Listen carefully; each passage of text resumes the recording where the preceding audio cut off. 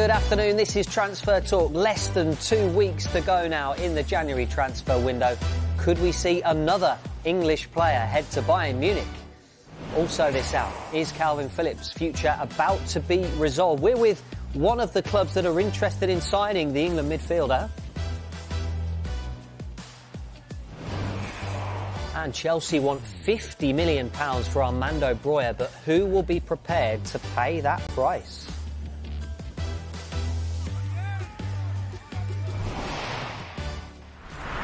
Good afternoon to you at home watching or wherever you are today. Joining us on the panel, we have James Savundra, Flex and Dan Bardell. Good afternoon to you. We're going to start the show with developments this lunchtime reaching us from our colleagues at Sky, Italy and Germany. Gianluca Di Marzio and Florian Plettenberg are reporting that Bayern Munich are interested in signing Newcastle defender Kieran Trippier. Now, it's understood Bayern are ready to shift their focus towards a potential deal for Trippier, with Paris Saint-Germain reluctant to offload Nuri Mukiele in this January transfer window without a replacement being secured. Now, Florian Plettenberg is reporting Bayern bosses are exploring a loan deal for Kieran Trippier from Newcastle. Flex, how important is and has Kieran Trippier been to Newcastle United? He's been huge. He's been an absolutely massive player for Newcastle since his arrival in January 2022 for 12 million. One of the first major signings of this new regime and a really successful one. Really experienced player for his time at Spurs. Won the league in La Liga with Atletico Madrid. Been in the Champions League consistently. Operating at a really high level, and for England as well. So a massive player for them. He's been a club captain, in the absence of Jamal Lascelles from a lot of starting lineups, and he's carried that team and been a real driving force. This season 7 assists already as well at the halfway mark, pretty much. He's a huge player, and he was actually Newcastle's Player of the Year last year as well. So yes, I think Kieran will know in the last month or two he's had a little bit of a drop off in form, and Timo Livramento's come in and look fantastic, and obviously Dan Burn on the other side. But in terms of his whole time at Newcastle since he's been there the last couple of years, he's been absolutely fantastic. And I think Newcastle fans would be worried if he was to leave. There's one thing looking at the next kid coming through, but with what Kieran Trippier has given to Newcastle in such a short space of time, probably both on and off the pitch in that dressing room, huge figure, huge leader. And Eddie Howe, he's been an absolute massive part of what Eddie Howe's tried to build in terms of a new culture at that club, with a new set of players and instilling the values in them that he wants them to have. Kieran Trippier has been at the absolute helm of that, so he's been really, really good for Newcastle. And if this sort of situation was to happen with the Bayern Munich situation, I'm sure it would be a massive miss for Newcastle, but massive player for them. I don't think you can overstate Kieran Trippier's importance to Newcastle over the last 2 years. He's helped take a Newcastle side from the relegation zone to qualifying for the Champions League, to reaching the League Cup final. Newcastle was second bottom of the table when he was signed, which just shows just what an incredible rise it's been for Newcastle. Yes, they've had difficult times of late, and the recent form has been a concern both for Newcastle and for Trippier in particular. A lot of that has been due to injuries, but even this season he's created more chances than anybody else in that Newcastle side. 7 assists this season, but he's admitted himself that personally he has struggled in the last few weeks. He's been costing Newcastle in key moments against Everton, 2 big errors against Chelsea in the Carabao Cup, and we even saw against Spurs as well, and we even saw last weekend in the game against Man City, he let Oscar Bob get in and score the winner at St James's Park. And he has admitted himself he's nowhere near his usual levels. His usual levels have been quite remarkable. Yes, Tino Livramento is waiting in the wings, and he is seen as a long-term Newcastle right-back. But I think it would still be a surprise to see somebody who's been so significant for Newcastle over the last 2 years, somebody who's so key to that dressing room. We can see how big he is, especially in this period now. It's a crucial juncture in Newcastle's season where it could go either way. They could put themselves back in contention for Europe, or they could continue to slip down towards mid-table. It's only his first dip in form. I think as football fans, we also sort of only remember the short term a lot of times, and sometimes you don't look back as to what players actually done. And form is something that happens to a lot of players, whether you're in the best form of your life or the best form of your career, or sometimes in the worst in a couple of months. And like you said, I think the interesting thing there is Kieran will highlight that himself. And he will know, he's dropped off the last couple of months. But in terms of what he's done since he's been there, I think it'd be a really unwise move, especially with the situation Newcastle are in, to sort of say, well, we've got Livramento now, it's OK, we can let Kieran Trippier go. That's not how it works. I think they need to have a lot of planning for that as well, and not just think of the short term that he's maybe dropped off in the last few games. Yeah, Flex has taken the words out of my mouth, really. Players are allowed a dip. This is the first dip he's had, as Flex says, at Newcastle. He's been an unbelievable signing for them. You look at the players that they've brought in over the new ownership. He's probably right up there in the top three, I'd say, as the most important players to have come in alongside Bruno and Isak, perhaps. And I just think with Trippier and this link to Bayern, there's no upside to Newcastle if Kieran Trippier's to leave. Unless the player has a heavy desire to move to Bayern Munich, I can't see what the upside would be for Newcastle. We already know how tight they are with PSR.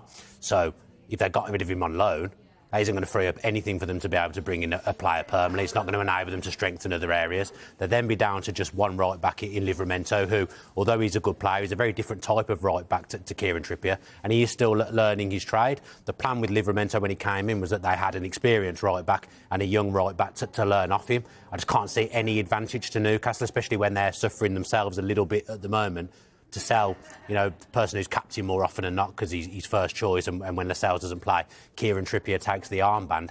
There is nothing to gain there for Newcastle United at all, but it is interesting because we know Bayern were after an English right back in the summer as well, don't we? Yeah, slightly curious, I suppose, if it is a straight loan that Bayern are after.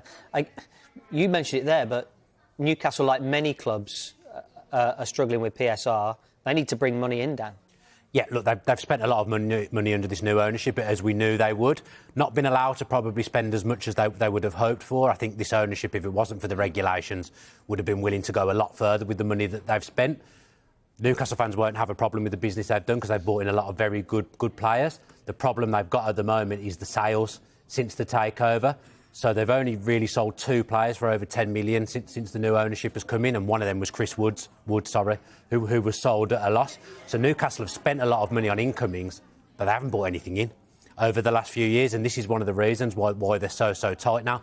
They're doing a lot off the pitch to get commercial revenues up and sponsorship to try and bridge that gap and to try and enable them to spend more money. Having a season in the Champions League will help that. But the biggest thing you can do, and we spoke about it earlier, is to sell players and to sell young players as a profit. It seems to be the way that most teams are going at the moment. Newcastle aren't really in that position in their growth at the moment where they can do that. So it looks like in the summer they're going to have to sell one of their star players because they haven't been able to sell squad players for any real value. So Newcastle are in a bit of a tricky space on the pitch at the moment, but I think they're in a bit of a tricky space off the pitch as well. That's why I just can't see Trippier going. It's a difficult one to understand. The only way you could see it benefiting Newcastle, Dan spoke about the issues that Newcastle have with PSR at the moment, is if they were able to get a significant loan fee, not pay his wages for the next 6 months. Maybe that could allow them to bring somebody in to help them right now. Midfield is such a concern. But don't you think they'd need to bring in a right back if they were to do that? So that money would have to go on a right back. The argument would be, are they in need of another centre midfielder rather than having that backup right back and Tino Livramento plays at right back? Because look, Joel Linton could be out for a long period of time. Willock's currently out. So is Anderson. Toney suspended till the end of the season. So the argument would be, if they allow Trippier to go on loan, and it'd be interesting what Newcastle fans would say about this, would you allow Trippier to go on loan to maybe bring in a player like Calvin Phillips on loan until the end of the season, then you redress the situation in the summer? I think despite the fact it has been a really rocky period for Kieran Trippier, I still think he's absolutely vital to how Newcastle play, and he's vital in trying to help them surge up the table again. Yeah, interesting points you make around trying to move fees and money and wages around a little bit in order to give themselves a little bit of wriggle room. You mentioned Joel Linton as well, and Newcastle are in talks with Joel Linton about a new long-term contract, 18 months left on his current deal. Discussions have been ongoing for some time, yet to be a resolution over that. The club are keen for him to remain a key player in the future and hope to agree a new long-term contract. So that's the latest from Newcastle.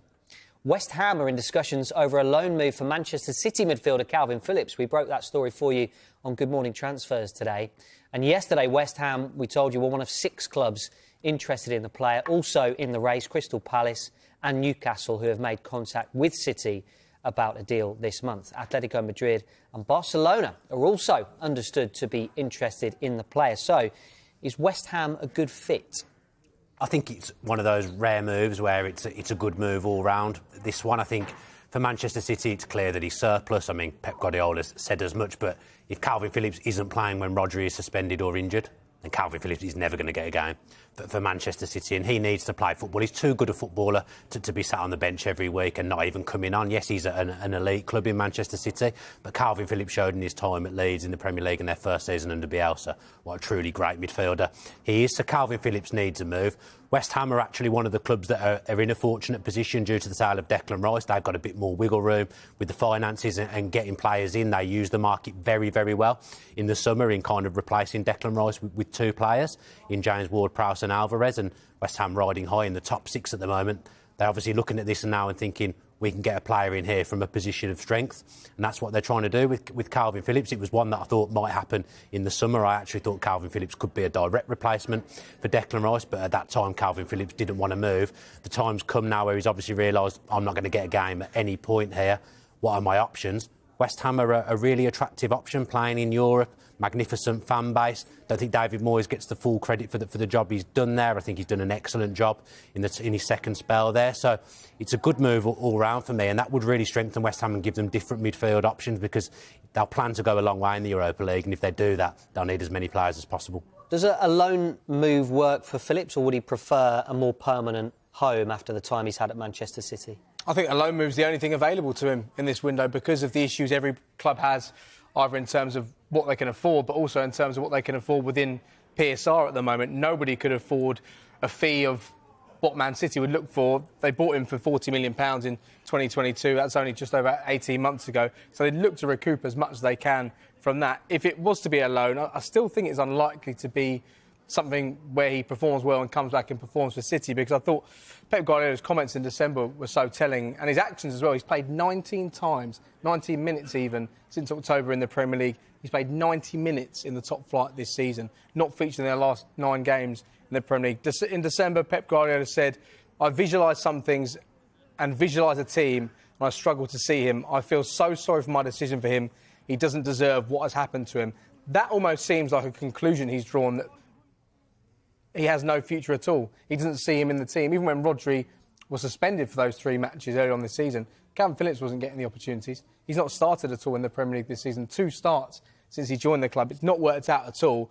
I think a loan would be perfect for him right now and perfect for a number of clubs, and we can understand why so many different clubs are interested in signing him. Do you think he's lost value, and in fact him actually going out on loan now might get Manchester City more money for him in the future, in the summer, when we know teams are going to be more active? Because you said he cost around 40 million there. Probably because of the last 18 months, he's probably not worth that at the moment. Absolutely. But if he goes to West Ham and plays well, Flex, then, that value is probably going to go up somewhere towards that again. Not to always bring it back to Manchester United, but you look at the Jadon Sancho situation, with the stock fall, I know it's completely different. It's not like he was not in the squad, but in terms of being inactive and not playing, it's not too dissimilar in terms of that sort of bar and valuation dropping for the player. So absolutely, it's about getting Calvin Phillips out playing on loan, because not many people are going to be able to put in a big for Calvin Phillips now in January for a permanent move, and then revisit in the summer so that Manchester City can recoup some of that transfer fee that they paid to Leeds originally. Well, we know Crystal Palace are interested in Calvin Phillips, and Roy Hodgson, their manager, has been holding his news conference in the last couple of moments. Quotes reaching us from that right now. He has, of course, been asked about potential incomings. They are interested in Calvin Phillips. He has said this. No updates on any player at the moment. I know Doug Friedman, the sporting director, and Steve Parish are working hard to bring a couple of players into the squad. So that's what Roy Hodgson has had to say about potential incomings. We know they're interested in Calvin Phillips, but as it stands, West Ham in talks with City over a loan move.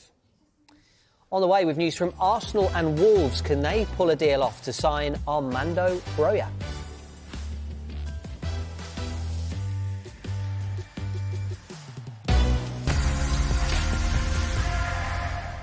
Reset your finances with exclusive offers.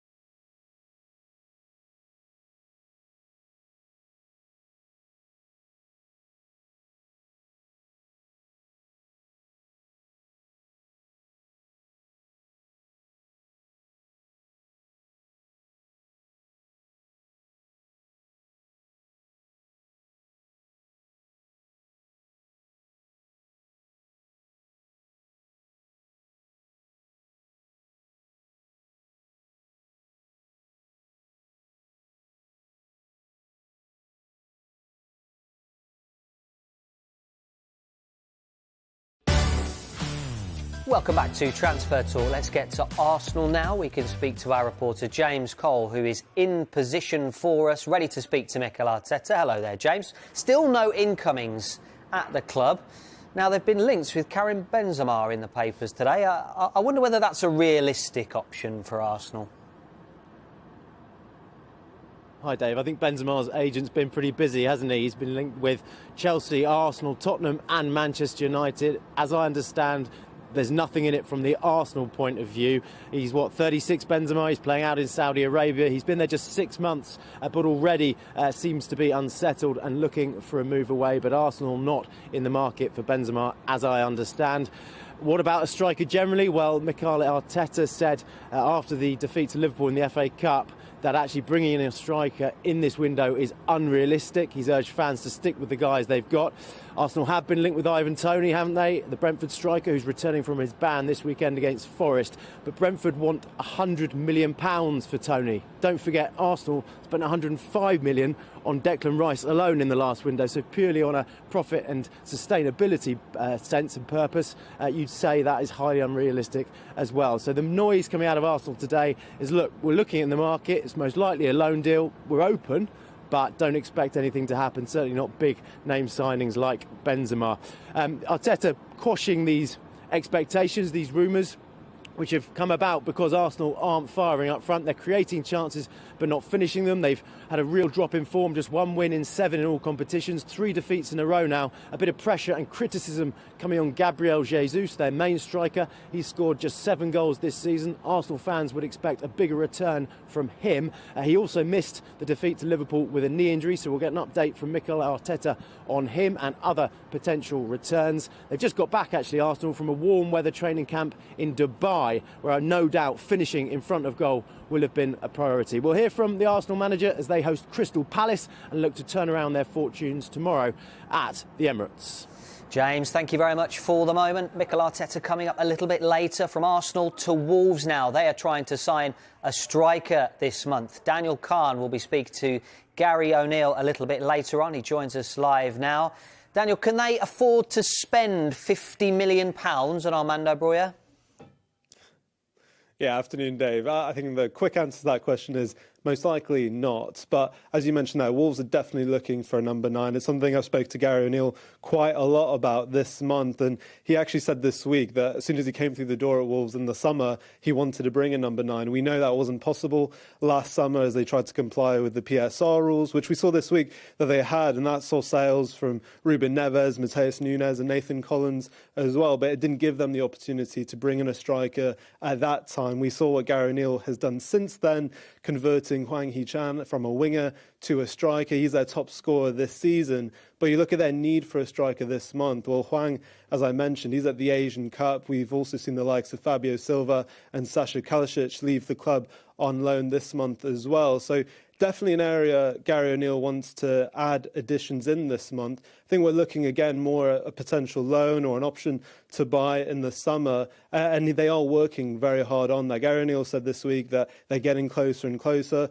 But in terms of Armando Broja, you just think that evaluation, that's going to price out a lot of clubs in the Premier League, especially in January. Whether that deal, perhaps with the 2 weeks of the window left as we approach the end, whether that deal could potentially change to a loan, and as I mentioned, maybe an obligation to buy in the summer, there's maybe more optimism in that side of things. But for Wolves, I think it's very unlikely they'll be spending $50 million on Broja this January. Daniel, thank you very much for the moment. And a little bit of news concerning Wolves fans to bring you here on Transfer Talk. Villarreal have agreed terms for the loan of Gonçalo Guedes from Wolves. He's a Portugal international winger and he's going to be recalled from his current stint at Benfica and then be loaned to the Spanish club instead. Villarreal understood to have agreed to pay all of his wages. The move is still subject to a medical. Guedes joined Wolves from Valencia in 2022 for £27.5 million, but now Villarreal have agreed terms with Wolves over a loan for the player. Let's go back to what we were talking about there with Daniel and Wolves' search for a striker, and Armando Broja in particular.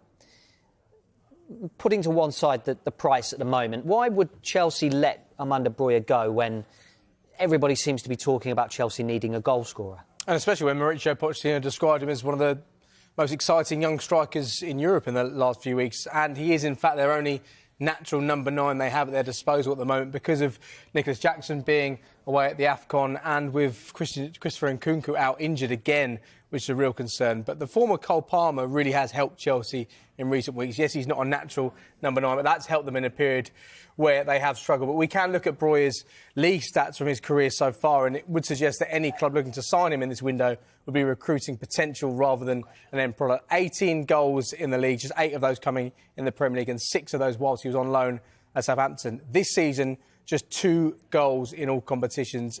He has struggled to cement his spot in Chelsea's starting 11 in recent time. He's still working his way back after recovering from a horrific ACL injury, and you never quite know how that's going to affect a player. It effectively took a year out of his career. Nicholas Jackson has had a difficult start to the season, but there are goals there, there's real potential there, and I think it comes back to PSR, doesn't it? If Chelsea could sell Armando Broja in this window or the next window, it would represent pure profit, and that would be really attractive. It would give Chelsea more wiggle room to spend more money, perhaps, on another striker who's maybe the finished article rather than Broja, who, at this moment in time, is a player of potential, and we've not seen the best of him just yet. Yeah, I mean, it felt like Broja was ready to go and ready to break through in that Chelsea team before he got that ACL injury, and then it all kind of fell apart from there. And he's still trying to work his way back. And you talked about PSR; it's a familiar theme during this January transfer window, and homegrown players in particular. Dan, why are they so eager, clubs, to sell them on? Well, it feels like they're eager to sell them on. Quite simply, to fall in line with the regulations now, the best way to be able to give yourselves a little bit of freedom to buy players and perhaps buy players for a new manager coming in is to sell players who are homegrown because, as James says, they class as pure profit. Now, Chelsea are the experts in this. They've been doing it for a few years now, and it was one of the major reasons that Todd Boehly decided that they could splash a load of money in the last few windows because they'd been so good at selling those players that left the club for pure profit. You think of the likes of Tomori, Tammy Abraham, Gueye, other players as well that have left Chelsea. Mason Mount was a big one in the summer as well to Manchester United. That freed them up to be able to bring in players that fitted what they wanted to do with their transfer strategy. Now, we can talk all day about whether it's worked or not, but that would be very helpful to Chelsea when it comes to justifying themselves and falling within those PSR lines. Man City are another one that have done it really well. They've not been as wild with the spending as Chelsea, but when they do bring a player in, they've looked at the fact that they've sold on a lot of young players as well. They sold 4 players to Southampton alone. They've sold 2 goalkeepers that have never played a first-team game in Trafford and Bazunu for close to £40 million. So Manchester City and Chelsea have been really good at this. Villa have been good at it in recent windows as well because they've needed to, because when they first came up, they splashed an awful lot of money on a load of players, a little bit like Forest did when they came up. So Villa sold Jack Grealish for £100 million. And that gave them the room to manoeuvre in windows to follow that. It enabled them to build a stronger squad at the expense of losing their superstar. And then this window, they've had to cut the window just gone, in the summer. They've had to sell academy players that had really successful loans in the EFL to enable them to go again and build a squad that was more in Unai Emery's mould and bring in the likes of Tielemans on high wages, Pau Torres, Moussa Diaby. So there's been 3 teams in the Premier League that have used it really well. We spoke about West Ham earlier, Declan Rice going for over £100 million. That's enabled them to be a bit more active in the last few windows. So nowadays, that feels like the main tool that the big Premier League teams have to be able to spend that more money. Gone are the days of owners coming in and being able to splash the cash like Abramovich when he first came to Chelsea and the Manchester City ownership when they first came in. With these regulations in place, that simply isn't possible now. So teams are going to have to operate in a more clever way. And I think maybe not so much in this window, but when summer comes, Arsenal, for example, I think they'll want a refresh of their forward line. I think you'll see Eddie Nketiah up for grabs, Emmy Smith-Rowe up for grabs, because Arsenal know that if they sell those players, that enables them to go into the market to get in a £100 million striker, perhaps. I think on the flip side of this is maybe just from the fans' perspective of how it feels for your players coming through your academy who, as fans, we always want to see them get to the first and we want to see that pathway. The discrepancy between raising money for funds to do more in the transfer window versus blocking the path for youngsters to actually get into the first team. And I think it depends on a club-by-club basis, because if you use Chelsea, for example, you look at someone like Mason Mount, who who came through the academy, ended up winning the Champions League. That's exactly what you want to see. Manchester United have a rich history of doing it with, back from the class of '92 with different days. I understand that, but also it's given clubs incentive to develop these players for one reason or another. So even if it's for these players to actually go out and find football fairly early, so that they're not just, look at Cole Palmer's situation now. He's the face of Chelsea. He's almost the best. He is their best player right now. So, and they've got best part of £40 million for him. So what I think is really interesting is maybe even to hear from people at home how they feel towards their own sort of academies and how they feel about their own young players. One, is it better to develop them to be able to sell for high prices if they can't get into your first team, or would you like to keep them in and actually get them into the first team? It's a balancing act. Yeah, I mean, it feels like the game has changed slightly a little bit. I mean, maybe 10 years ago, academy staff at clubs across the 92, they would take so much pride in a player coming through the academy and getting into the first team. It probably feels a bit fanciful now when you look at the class of 92 and think, will we ever get another class of 92? Probably not, the way the game is right now. And, class of 92 is the extreme example because it's a once-in-a-lifetime situation when all those players come through. Imagine those players, if this was now, Scholes, Beckham, Giggs, those sort of guys coming through. Now, do you reckon? Oh. But the other flip side to that is... I'm not joking. The other flip side to that is with Chelsea, with the Chelsea situation, I think many people would argue that if you were moving on to Tomori, Gay, Mount, those players for the price they did, they may have been undersold. And is that really, the best use of the academy talent, selling them on right now? Well, Chelsea have done all that, haven't they? And, they've gone from a team that was finishing third and winning the Champions League to a team that sat in mid-table. So Chelsea have sold all these players to enable themselves to buy superstars, all these young upcoming players. They're not really any better off for it. But I think if you look at how Manchester City have done it, that's probably the model, isn't it? OK, have your say at home if you want. #TransferTalk. Next, we'll hear from Thomas Frank, who expects Ivan Toney to stay at Brentford this month.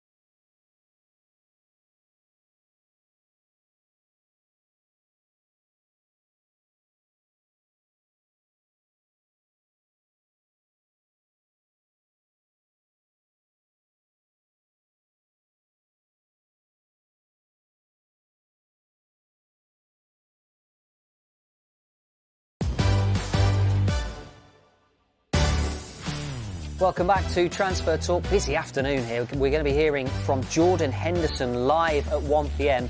as he signs for Ajax. Before that, we're going to go to Sheffield United and our reporter Ben Ransom, who's going to be talking to Chris Wilder shortly.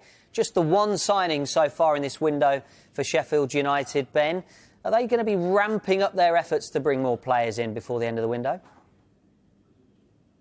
Yeah, well, certainly the manager, Chris Wilder, would like them to. He's spoken quite openly about the need to get bodies in, but not just anyone. He wants players that will go into that first team to help them fight against relegation, that have the stomach for that fight as well. He wants characters that he can rely on, that want to be here at Sheffield United, facing the bleak situation as it is. Yes, they are adrift at the bottom, 3 points adrift. They're 8 points from safety now, and when you consider that all the three teams above them all managed to get a point last weekend in this split weekend of fixtures, that gap's grown just slightly going into the game against West Ham at home. But look, the home form is something that you'd imagine, if they are going to have a chance, is going to be crucial.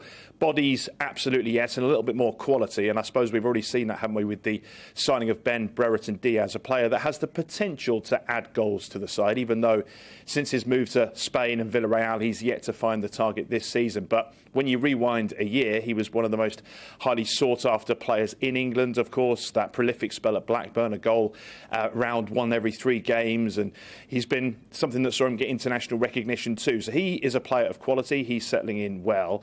But as well as players coming in, we know that a goalkeeper is another position they're looking to strengthen to provide competition for Wes Foderingham.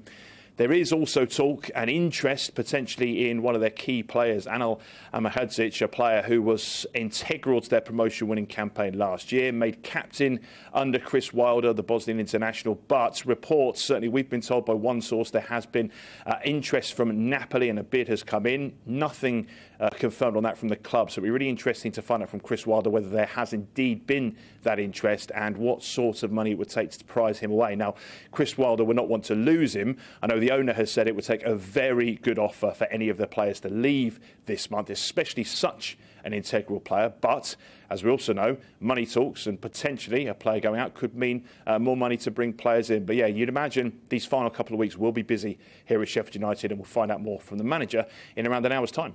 Plenty to go at then with Chris Wilder. Thank you, Ben.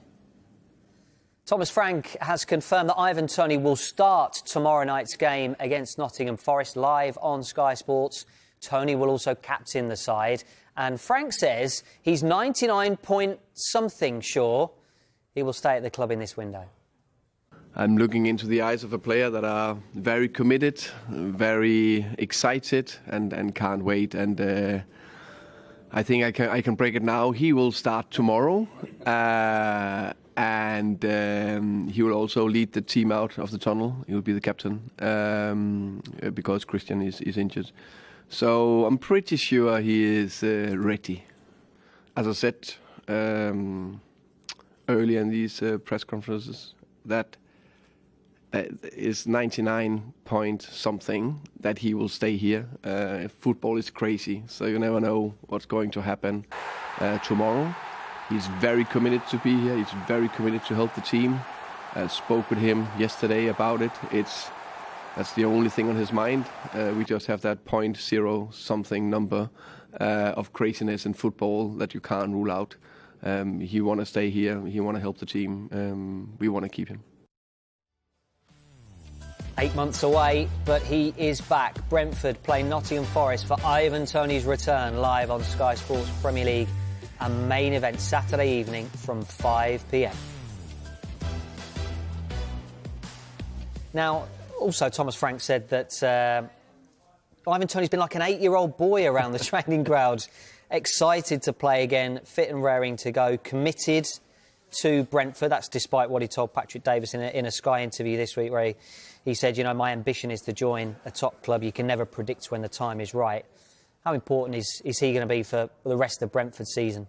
Yeah, huge. And actually, I think now there's been all the talk's been done, and everyone's been discussing him. And I saw on the Brentford in-house media video that's been going out. He said, "I've done the most talked about him without even playing. I've obviously done something right, but it's all finished now. You know, his band's over. He's hungry to play.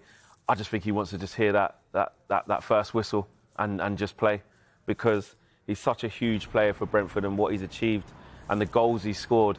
And you only have to listen to how Thomas Frank speaks about his time with him and how committed he is.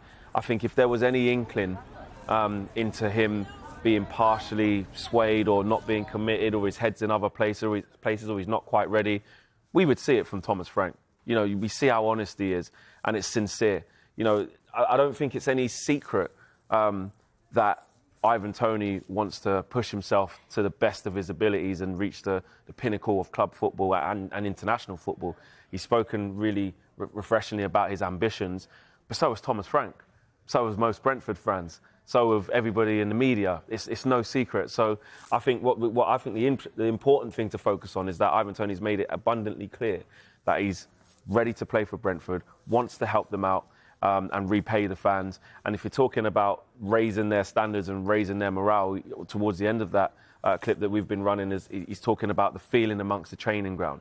You know, Thomas Frank spoke about how he can drag players' morale up and he can lead the team, and he will actually lead them out tomorrow night as well. So huge player, scores a ton of goals, and I'm sure he'll be integral in this part of the season for making sure Brentford steer away from the relegation zone, because it's going to be absolutely vital. No form of money, and I know he left a bit of wriggle room to say a little something, because you never know in football, but you have to weigh that up with their Premier League status. And right now, there is nobody that's going to come in with an astronomical fee for Ivan Toney, and he needs to stay put, get scoring. Yeah, it feels like, doesn't feel like the money is there from other clubs if they wanted to try and take Toney in this window. And Flex touched on it there, you know, what is he worth? Is he worth more for Brentford to stay up than it would be to let Ivan Toney go? Is he the difference between them staying up and going down? I don't think it's quite as deep as that. I think he's the difference between them being in a relegation scrap or them being comfortable and pushing towards mid-table. They've had a difficult season, really, because of injuries. Brentford have had a lot of players missing, like other teams, but it's really affected them. You know, not only has Toney been out, they've had Mbeumo out for a month or so now as well, and that's really hurt them. They've had various other players. They've had big issues at full-back. So, you know, they've had a hard season so far, Brentford, but they're always in games. That difference has been that they haven't had Toney to put the ball in the back of the net in those games that are really, really tight. So it will be a boost to get him back. And just following on a little bit from what Flex has said, you know, Ivan Toney isn't suddenly just backing himself for a big move now. Ivan Toney would have backed himself to go and play for the biggest clubs when he was at Peterborough.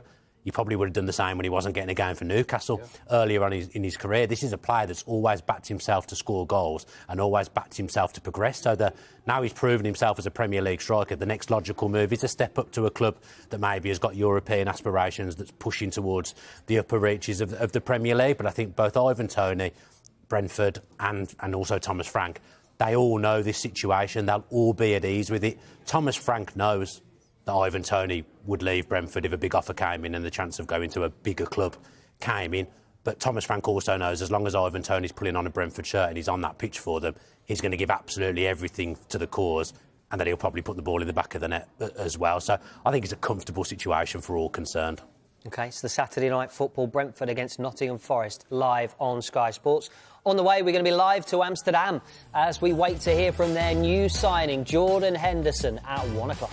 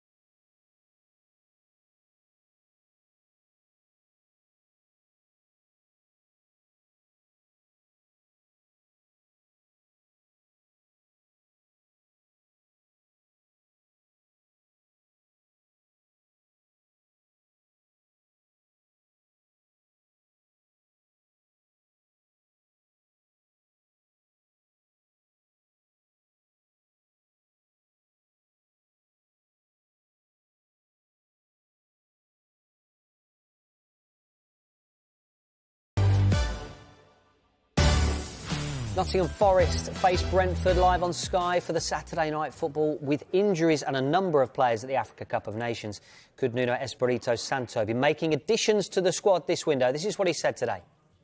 It's very difficult. This window is, you have to realise that it's a difficult window to operate, because normally the targets that you really want are not available.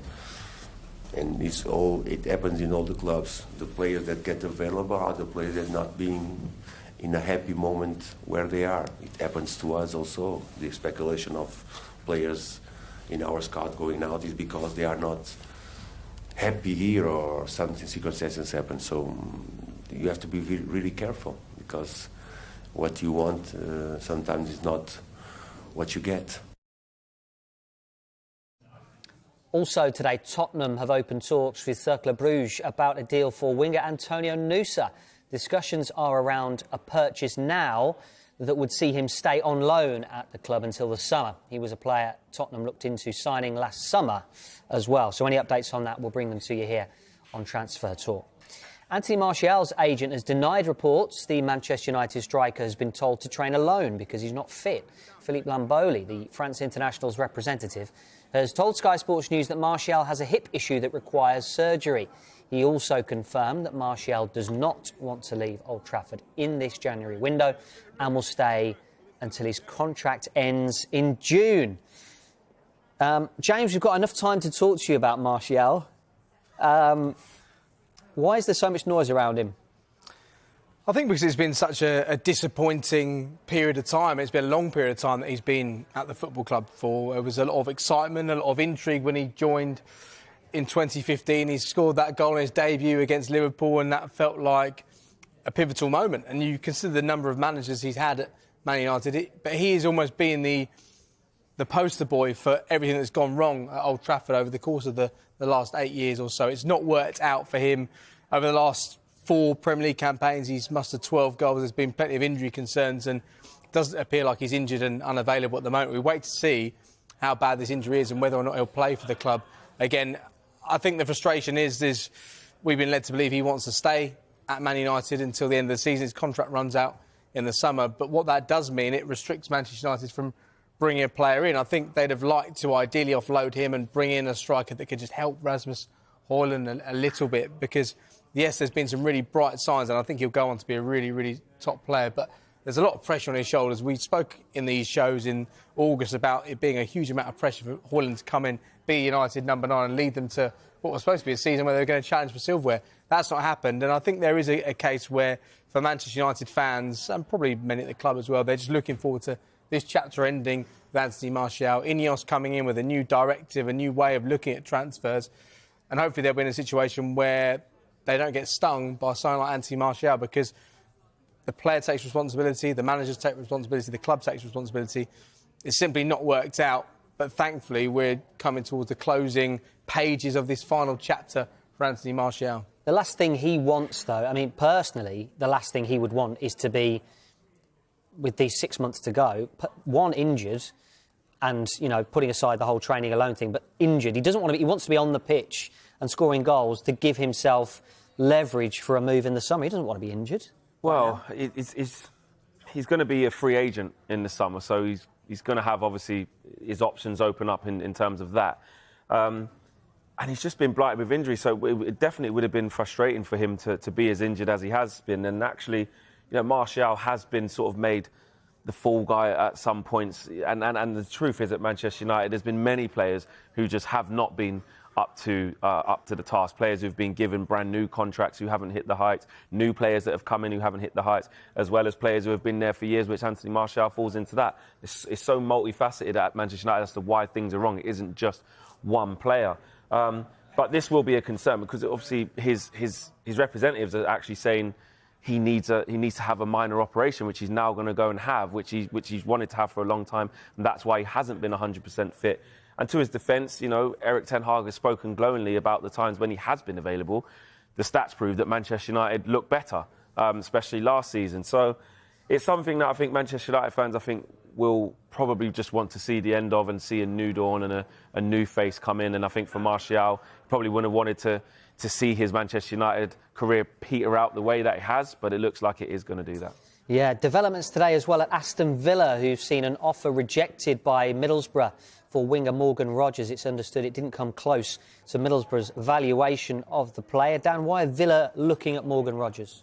Yeah, this one's taken me a little bit by surprise this morning. I've been speaking to a couple of the local journos and speaking to various people, and it's understood that Middlesbrough probably want between 10 and 15 million pounds for him, and Villa haven't offered anywhere near that at the moment. So it's one to keep an eye on through the rest of the window. But it's taken me by surprise because I would have said a second striker / someone that can play on the wing isn't really a priority for Villa at the moment. And if Villa are to drop between 10 and 15 million pounds on someone, which they might have to if they want Rogers, you know, he's got probably less experience than Phillips, who they let go for 5 million in the summer, a homegrown player that we were talking about earlier, who looked very good in pre-season and has actually had a couple of good years in the Championship with a couple of loan spells as well. So it would surprise me from that point of view, because they sold Phillips for 5 million, and to then go to Middlesbrough and spend that kind of money on Rogers, that would surprise me. But ultimately, whatever Unai Emery does, I will back, because he's just done an unbelievable job at the club and I trust him fully. And if he's a player that Emery's identified that he wants, that he thinks will make Villa stronger in the second half of the season, I will go along with that. And I was saying to you earlier, Dave, that, you know, I didn't think we needed a left-back last January, but they signed Alex Moreno and he transformed the way that Villa attacked, and Villa moved up the league, had a fantastic run and finished 7th and qualified for Europe.